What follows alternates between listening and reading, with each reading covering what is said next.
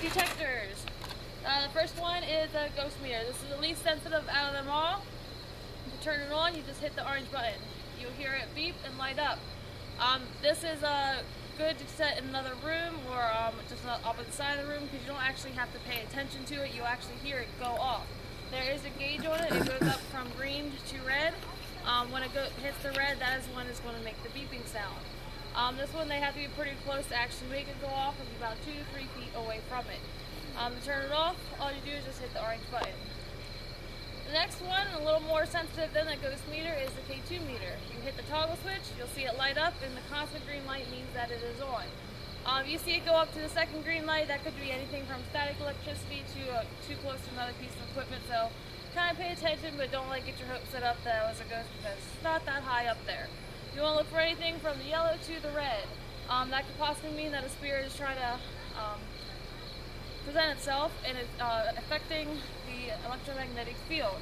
This, however, does not make a sound, so you want to pay attention to it because when it flashes, it will flash very quickly, and if you're not watching it, you could miss it completely. You never know it even flashed. To turn it off, all you do is just hit the toggle switch.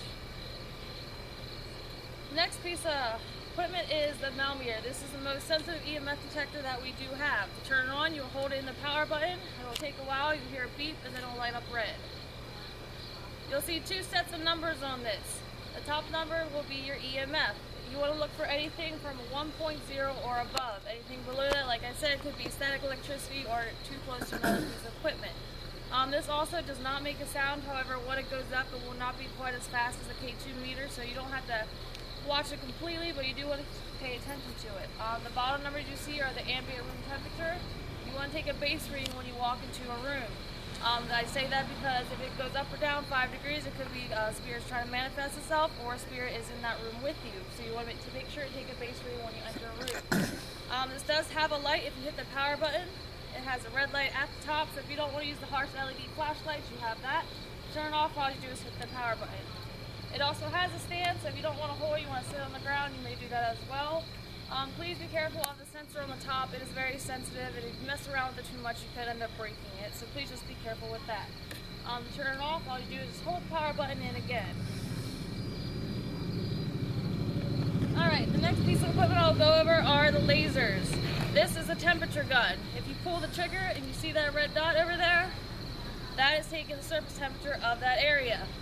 This is good for scanning walls or something like that. See if maybe you can get a cold or hot spot. Like I said, you would look for that plus or minus 5 degree jump or decrease. If this goes across the window, just remember it is going to be a lower temperature, so kind of pay attention to what you're doing.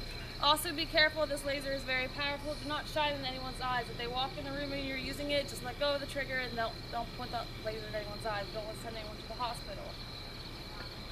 Next one is the shadow net. You hold in the silver button, and you will see the grid show up over there. The only downfall of this one is you do have to keep the button held in the whole time. It does not stay in.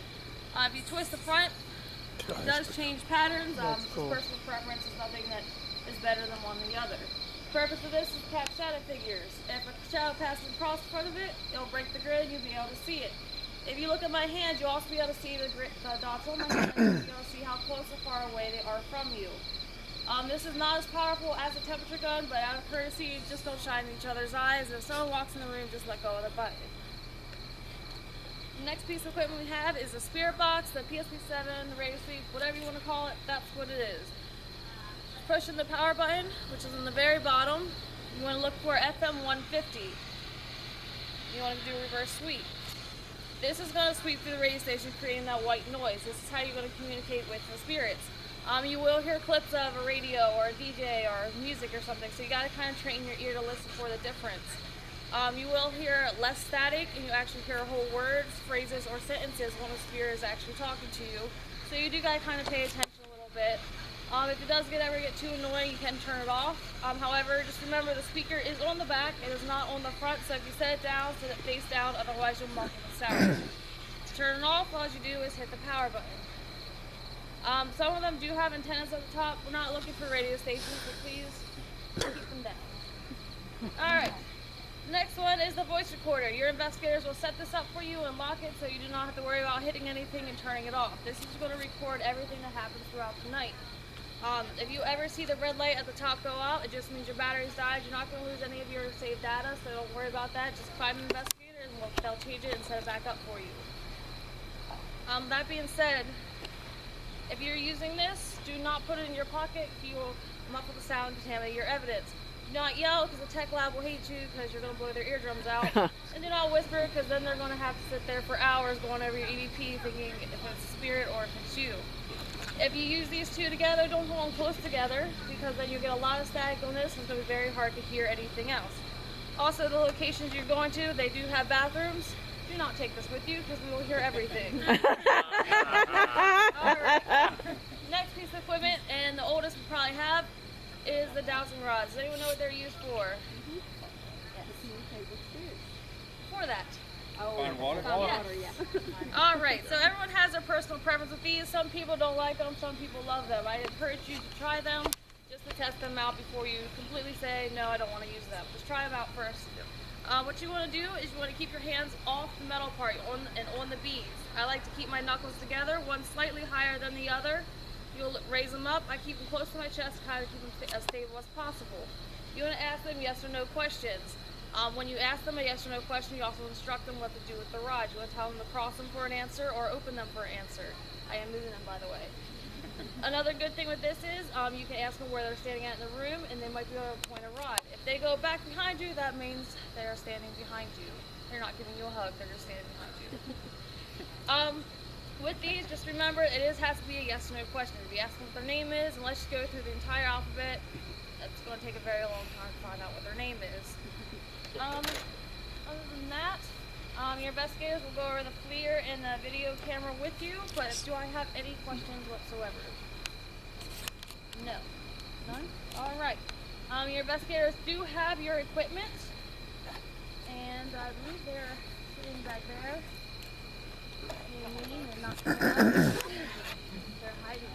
Do we know where we're going? I believe it's the Hoffman Mansion. I don't want to make any promises. I actually will go find out right now. We're going back to the mansion. Okay. We can do that. I'm going to sell in the attic. All right, cool. I didn't go to the attic. No, they are on the intent, so they should be back any minute. How many vehicles do I have? How many people? Can I have everyone who's driving raise their hand? 2, 3, 4, 5, 7. Okay. When your investigators get here, you will be lining up most likely that way. You want to line up behind them with your four-ways on. Try to keep up with each other. If someone cuts you off or something like that, don't follow them. If they turn, obviously you're not going to turn with them. So make sure you keep together and keep your four-ways on. That way it's easier for your investigators to track who's all behind them. Make sure we don't lose anyone along the way. People have been here before. Where have you guys been? Hoffman Mansion. Hoffman? Yeah, and the apartment down, new actually the row house, yeah, down there where the girl like was it? murdered. One particular room, no. Which one? Upstairs? Upstairs by the kitchen, behind the door. Love that room. It's disgusting. Horrible. A lot of crazy things happen there. Yeah, yeah. Last time I was in that place, I had really loud banging around and footsteps, like heavy footsteps. I thought someone broke into the house while I was in there. It scared the crap out of me. Who was Were you there by yourself? I was there with 3 other people. 2 of them were teenagers, so that didn't help at all either. Who was murdered there? Huh? There was a woman who was murdered. You know the name of the woman who I was... do, but I don't know if I'm taking you guys there tonight, so I don't want to spoil Oh, okay. it. I haven't been there. But yes, there was a young woman who was murdered there back in the 1980s. Okay. Well, you know, they're taking their time, so I'm going to go over the FLIR with you guys already, because Alright, so this is the FLIR, this is your thermal imaging camera. Come on. Maybe get the other one out. This one wants to be part. Alright. Anyone like in the fire department, military knows how to use this?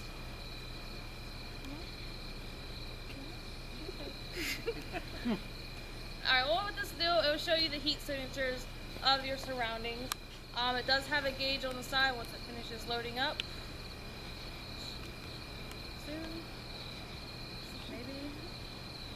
or not. Okay, there we go. It does have a gauge on the bottom, shows you what the highest and lowest temperature is. Also, wherever you see that middle circle, you'll have that temperature at the very top. The only thing you want to be careful with is you got to do some debunking. If you hold it up to a wall, you're not going to see a heat signature. If I put my hand up there and then remove it, you'll still see my handprint there. So you do got to kind of do some debunking. If you see a handprint, don't freak out because it might just been someone touched the wall. So other than that,